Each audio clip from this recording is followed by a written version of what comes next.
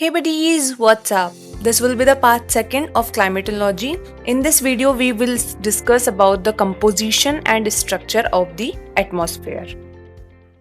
First, we will discuss about the composition of Earth's atmosphere. मतलब कि atmosphere के अंदर जो चीजें होती हैं वो किस किस चीज से बनी हुई है. लाइक एटमॉस्फेयर के अंदर क्या क्या चीजें प्रेजेंट हैं. गैसेस हैं, जैसे हमने पढ़ा था कि air is a mixture of gases, तो ऑब्वियसली वो गैसेस कहाँ पे प्रेजेंट है, एटमॉस्फेयर में. बट उन गैसेस में भी बहुत सारी गैसेस होती हैं, like carbon dioxide, ozone, oxygen, nitrogen. ठीक है. Then water vapour, dust particles. तो आज हम इन सब के बारे में लाइन वाइज पढ़ेंगे, वर्ड टू वर्ड पढ़ेंगे. ओके चलिए. तो सबसे फर्स्ट लाइन देखो क्या लिखी हुई है कि the atmosphere mostly consist of nitrogen, oxygen, argon, then CO2. ये आप लोगों को बिल्कुल याद कर लेना है इस टेबल को. That nitrogen number 1, number 2 oxygen, number 3 is argon, and number 4 is carbon dioxide, and number 5 is neon. मैंने पहली वाली वीडियो में भी आपको बताया था. Please learn it. Okay, in next class I will definitely ask to all of you. Okay चलिए, सबसे पहले बात करते हैं गैसेस की. सबसे पहले बात करते हैं गैसेस की. गैसेस में सबसे फर्स्ट आएगी CO2. क्या आएगी? CO2. CO2 is a transparent gas. ये याद रखना आप लोग, it is a transparent gas. Transparent से क्या मतलब?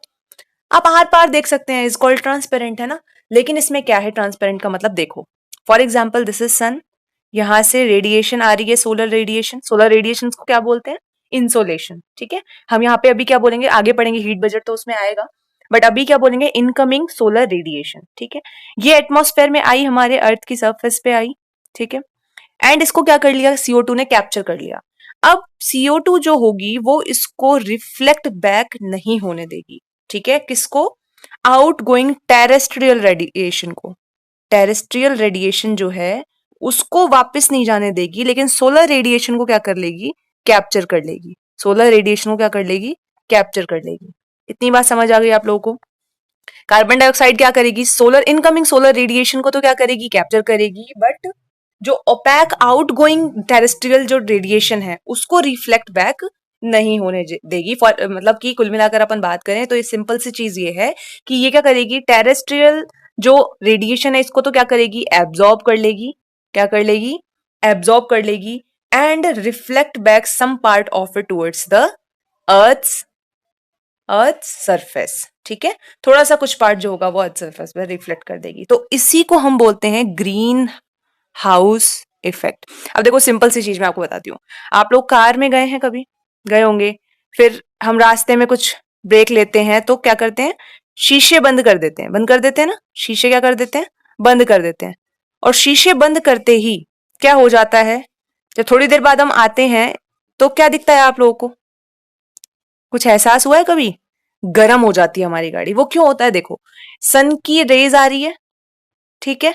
अब अंदर तो जा रही है इस शीशे से, लेकिन वो रेज बाहर नहीं आ पा रही, रिफ्लेक्ट बैक नहीं हो पा रही, जिसकी वजह से क्या हो जाती है? कार हीट अप हो जाती है. सिमिलरली इसी वजह से हमारा जो एटमॉस्फेयर है, हमारी जो अर्थ है, वो भी क्या होने लग जाती है? गर्म होने लग जाती है. इसीलिए तो बोलते हैं कि plant more and more trees. क्यों बोलते हैं? ताकि CO2 का जो लेवल है वो ना बढ़े.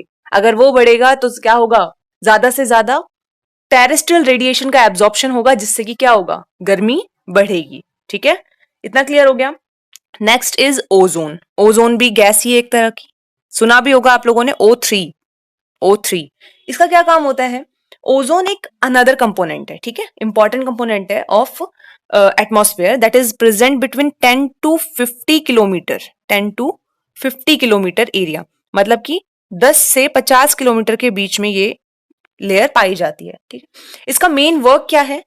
सन से आने वाली जो सोलर रेडिएशन है वो बहुत हार्मफुल होती है हमारे लिए, स्किन के लिए. वो कैंसर वगैरह भी करने के लिए एलिजिबल है.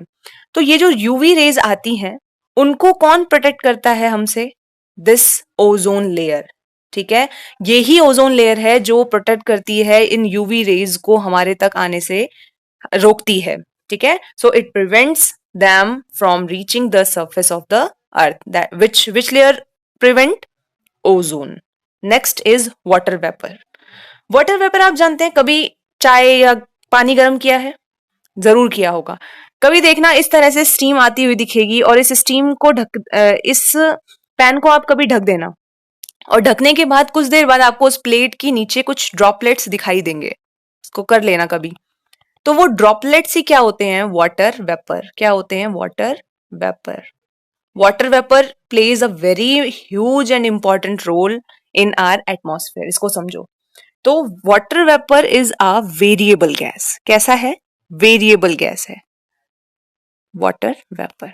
It is a variable gas in the atmosphere. ये क्या होता है? जैसे जैसे हाइट बढ़ती है, जैसे जैसे हाइट बढ़ती है, वैसे वैसे वाटर वेपर क्या होते जाते हैं? कम होते जाते हैं। ठीक है, so it decreases with the altitude.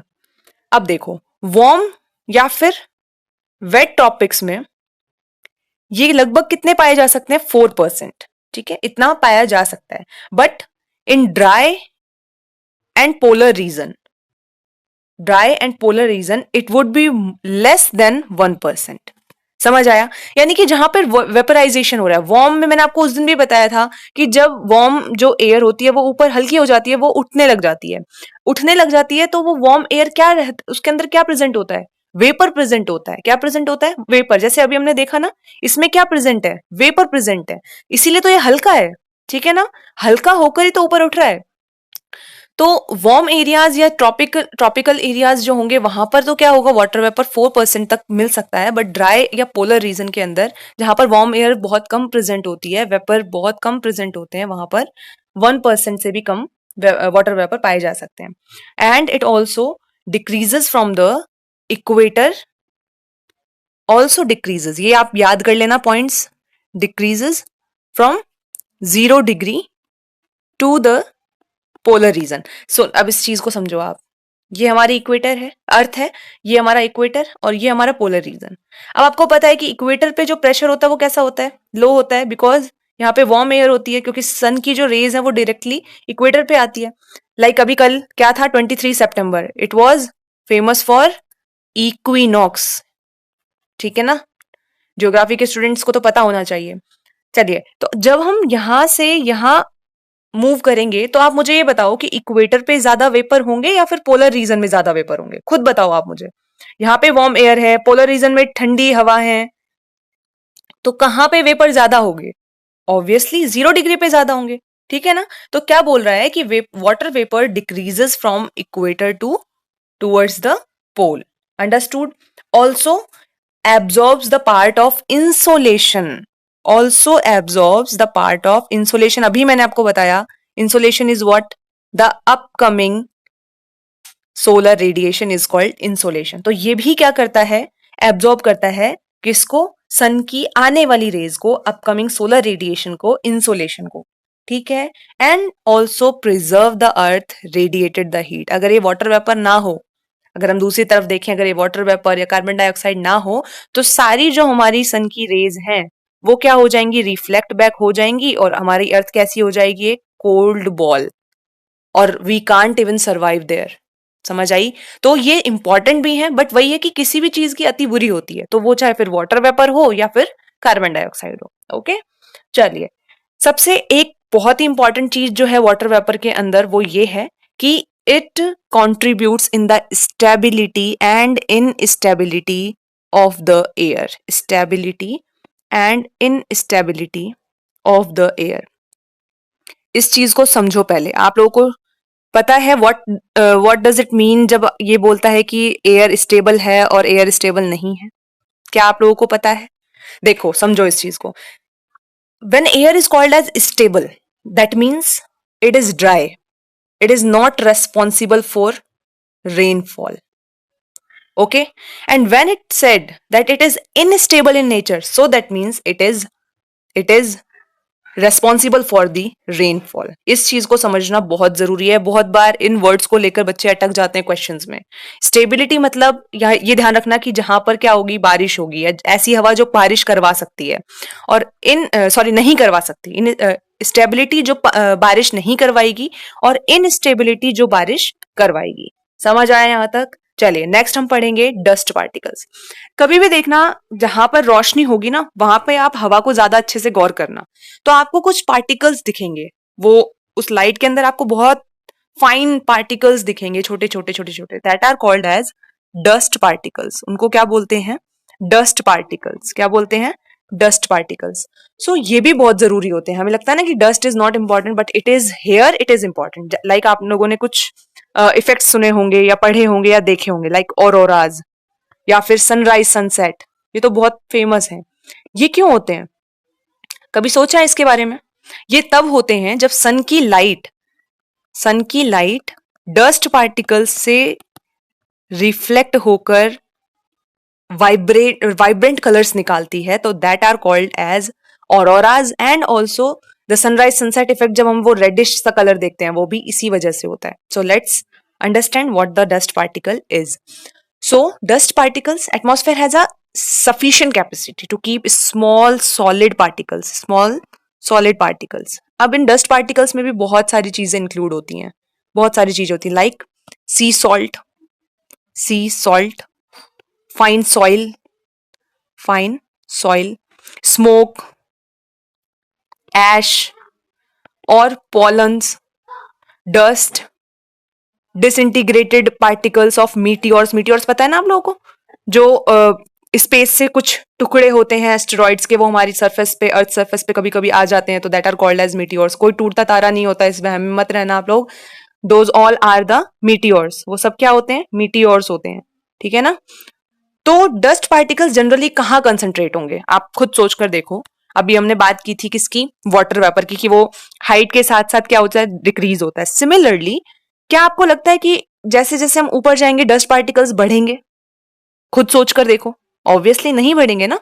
तो जो डस्ट पार्टिकल्स होते हैं वो मोस्टली कहाँ कंसंट्रेट रहते हैं? At the lower layer of the atmosphere, जहां पर क्या होता है?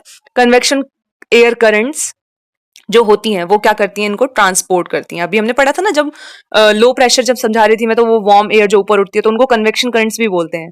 जब आप इंटीरियर ऑफ द अर्थ पढ़ोगे तो कन्वेक्शन करंट थ्योरी एक आती है स्पेसिफिकली, तो उसमें कन्वेक्शन करंट्स जो होते हैं वो इन डस्ट पार्टिकल्स को क्या करते हैं? ट्रांसपोर्ट करने के लिए हेल्प करते हैं। Okay, so the higher concentration of dust particles कहाँ पे प्रेजेंट होता है?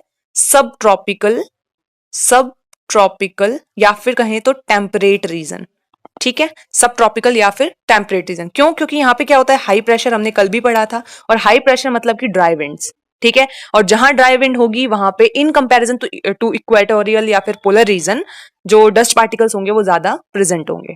Understood? Okay students, I wish आप लोगों को यहां तक समझ आ गया होगा, कंपोजिशन ऑफ एटमॉस्फेयर क्लियर हो गया होगा। नेक्स्ट वीडियो में हम स्ट्रक्चर ऑफ द एटमॉस्फेयर करेंगे। Okay, till then study hard, take care, bye bye.